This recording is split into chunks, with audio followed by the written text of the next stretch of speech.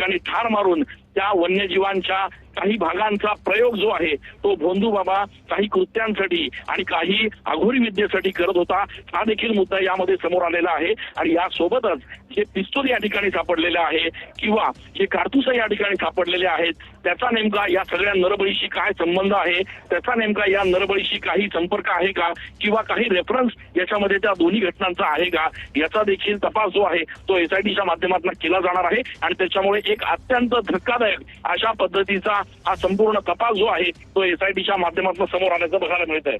नक्की चंदन, या सगळ्या गुन्ह्याची व्याप्ती खूप मोठी वाढलेली आहे। अशा वेळेला या सगळ्या प्रकरणामध्ये म्हणजे जर 5 नरबळी देण्यात आलेले आहेत तर अशा वेळेला या सगळ्या गुन्ह्यामध्ये एकटा खरात नसणार, त्याच्याबरोबर आणखी काही यामध्ये टोळी असू शकते, आणखी काही लोक असू शकतात, तर यांच्यामध्ये आणखी कोणाला ताब्यात घेण्यात आलंय का, कोणाची चौकशी केली जाते का, कशा प्रकारची चौकशी केली जाते, काय माहिती मिळते? निखिला, खरं तर कोर्टामध्ये यावेळेला एसआयटीच्या माध्यमातून हेच सांगण्यात आलं की हा संपूर्ण जो काही मोडस ऑपरेंडी होती किंवा हे जे काही नेक्सस होतं हे एका माणसाचं असू शकत नाही। या सगळ्या गोष्टींमध्ये किंवा हे जे काही मोडस ऑपरेंडी होती, हे जे काही सगळं नेक्सस होतं, यामध्ये फक्त भोंदू बाबा अशोक खरातच नाही तर त्याच्यासोबत आणखी देखील काही लोक सहभागी असण्याची शक्यता देखील वर्तवते। सुषमा अंधारे आपल्या सोबत जोडल्या गेलेल्या आहेत। सुषमाजी, स्वागत तुमचं।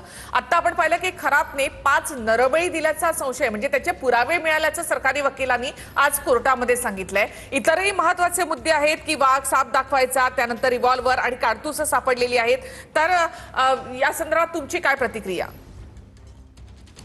निश्चितपणे रोज नवनवे धक्कादायक खुलासे ज्या पद्धतीने या प्रकरणात येत आहेत त्यामुळे ही गोष्ट तर अगदीच स्पष्ट आहे की फक्त महिला लैंगिक शोषण एवढीच या प्रकरणाची कक्षा नाही तर त्यापेक्षा अधिक काहीतरी आहे। आणि याचे धागेदोरे कुठपर्यंत पोहोचले असतील आणि यामध्ये कुणाकुणाचे मनोरे कोसळतील हे सुद्धा फार महत्वाचं।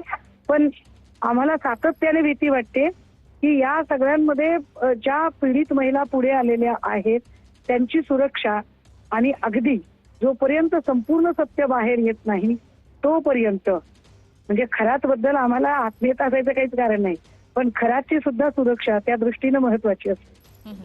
त्याचबरोबर सुषमाजी, या सगळ्यामध्ये थोडासा वेगानं तपास व्हायला पाहिजे असं वाटतं का?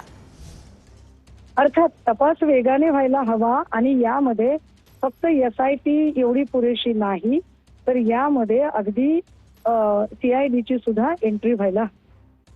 नक्कीच सुषमाजी, या सगळ्यामध्ये जर आपण पाहिलं तर फक्त लैंगिक शोषणाचा मुद्दा नाही तर यामध्ये आता आणखी हा मुद्दा आहे की त्याने 5 नरबळी घेतलेले आहेत, म्हणजे 5 जणांचा जीव त्यानं या ठिकाणी घेतलेला आहे, तर त्याचा देखील तपास आता खूप मोठ्या वेगानं या सगळ्यामध्ये व्हायला पाहिजे, गांभीर्यानं व्हायला हवा। अगदी या सगळ्यांमध्ये आणि मी माझ्या पत्रकार परिषदेत आधी पण भीती व्यक्त केली की अशा कदाचित खूप साऱ्या महिला असतील की ज्या बिचाऱ्या ब्लॅकमेलिंगला कंटाळून कुणी आत्महत्या केली असण्याची शक्यता नाकारता येत नाही की त्या म्हणजे त्यांची नावच पुढे आले नाही, तर त्या संबंधाने सुद्धा एक व्यवस्थित तपास होणे अपेक्षित आहे आणि त्या सगळ्या पीडितांना मदत मिळणे अपेक्षित आहे। नक्कीच, धन्यवाद सुषमाजी, तुम्ही आमच्याशी बोललात त्याबद्दल। तर